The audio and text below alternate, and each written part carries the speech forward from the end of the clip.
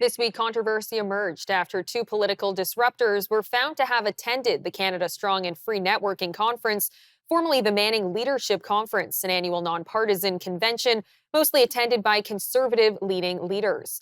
According to the CBC report, but not confirmed by the convention, staffers allegedly planted buttons with slogans like "Stop the Steal," invoking rhetoric popularized by Donald Trump. The incident has raised questions about political ethics, strategy, and the broader war of narratives between Canada's two main parties. Our correspondent, Wyatt Sharp, joined us to discuss what occurred at the convention. CBC News is reporting that at the Canada Strong and Free Networking Conference that took place last week and into the weekend that both myself and our Newsforum team was at, Liberal operatives have actually snuck in to the conference and planted various Trump-esque campaign buttons, reading things like "Stop the Steal," referring to Donald Trump's efforts to overturn the 2020 election campaign, even some that crossed out Jenny Byrne and wrote in the name Corey Tonight, who is of course, a longtime conservative strategist who conservatives aren't particularly happy with right now, given his kind of public backlash towards some of the decisions that the campaign had been making. Now, at the conference, I had seen some of these buttons that had appeared unusual, but, at these types of conferences, there's a lot of vendors and exhibitors who are there. Oftentimes, they'll bring all sorts of memorabilia. There's really everyone who can, rent out a booth. There's just a fee that they have to pay, and it's everyone from big, large companies like Meta and Amazon, even downwards to small little newspapers and associations from various municipalities across the country. And so you don't really think too much when you see these buttons. But Kate McKenna from CBC News says that when she was at Darcy's, which is an Ottawa-based pub/bar style restaurant, she overheard people talking that she had recognized to be a Liberal source and a Liberal strategist, basically admitting that they had put these types of buttons and planted them inside the conference. And when she confronted them about it, they denied doing it. And, she told them that it would be a story worth running on CBC News. And then they decided that they were going to no longer admit, essentially, that it was them doing that. McKenna then says that she received a text from a conservative source who had acknowledged the very same thing, basically, saying that at another bar in Ottawa, they had overheard another Liberal source saying that they were going to plant these buttons at this conference in Ottawa. But what I guess is interesting about all of this is the fact that in order to get into these types of conferences, you have to pay a pretty substantial admission fee. For this conference, it was anywhere from $300 to VIP admission, which was about $2,000, meaning the Liberal campaign either snuck in without having a credential pass to be inside, or they paid that very substantial admission fee to be allowed inside as being official. And which one of those two kind of pathways they took could result in what ends up happening next. Because if they were a registered participant and they were authorized to be there, having these campaign buttons doesn't necessarily cross any lines. You can get into questions about trespassing and what have you if they did not actually have an authorized pass to be inside of the conference. We're going to keep you posted, but as you heard, Mark Carney said that, of course, it was not anything that the Liberal campaign had authorized and that the Liberal campaign would be looking into it in a statement as well. The Canada Strong and Free Network spokeswoman, Alex Spence, told us that basically it is not in any way a reflection of the conference views or of participants. And she went on to say that it was very disappointing that the Liberals have resorted to these types of tactics. And as Wyatt mentioned, today, Liberal leader Mark Carney addressed the incident in a press conference. Thanks for the question. Look, this is totally unacceptable, to be absolutely clear. And on behalf of my campaign, I was unaware of this behavior, but on behalf of my campaign, I apologize for it unreservedly. Okay. I've made it absolutely clear to my campaign that this behavior or anything approximating it or in that spirit is unacceptable, cannot happen again.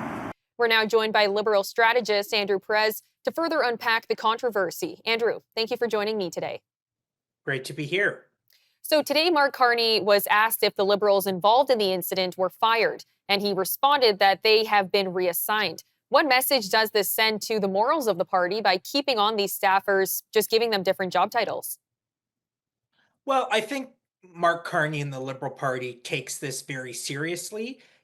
Mr. Carney said clearly today that these actions are absolutely unacceptable and they're not in keeping with the public discourse that we want to build in an election campaign. And so these two staff members have been reassigned. They're no longer in their roles. And I think it's important for viewers to understand that central campaign teams come election time, especially at the federal level, are massive operations. The Liberal and Conservative Party will have hundreds of staffers, either headquartered in Ottawa or throughout the country, supporting the party throughout this 5-week campaign. And people, young staffers, often don't act under the direction of leadership. And so what these two individuals did was not acceptable, but they were acting on their own volition and they have been disciplined. Well, if they're acting on their own thoughts and what they think they should be doing, should the discipline not be you didn't follow the party's rules, so therefore you can no longer be a member of the party?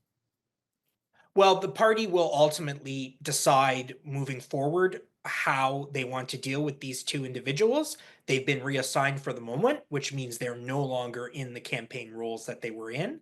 And I think, look, we don't know more detail at this time in terms of the seniority level of these individuals and what exactly transpired. But at this point, I think we need to move forward and accept that this behavior is unacceptable and these two people are no longer in their roles.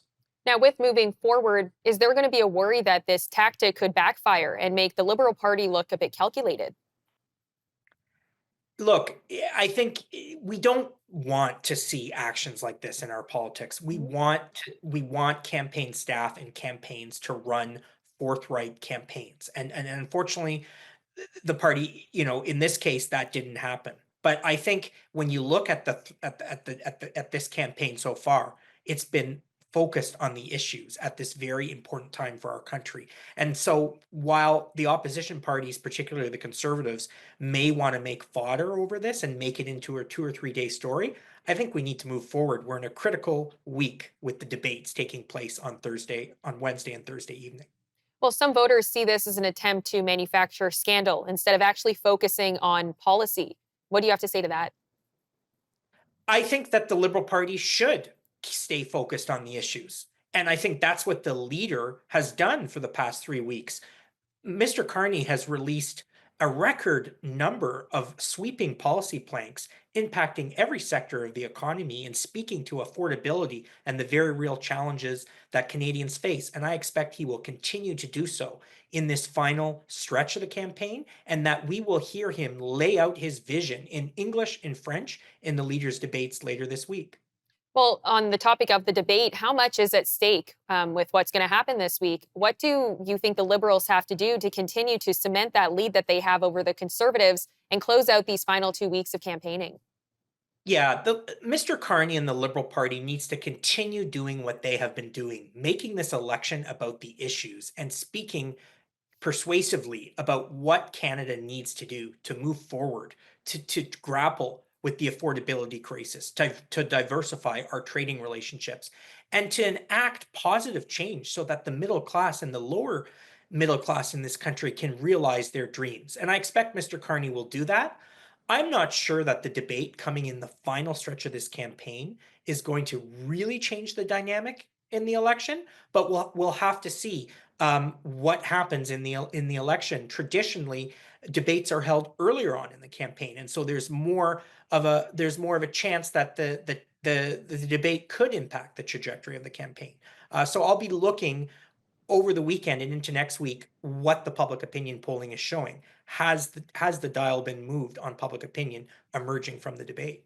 Now, there has been criticism that Mark Carney is skipping the campaign trail by returning to Ottawa multiple times to deal with the tariff situation from Donald Trump. What do you make of other party leaders making that claim that he's avoiding campaigning?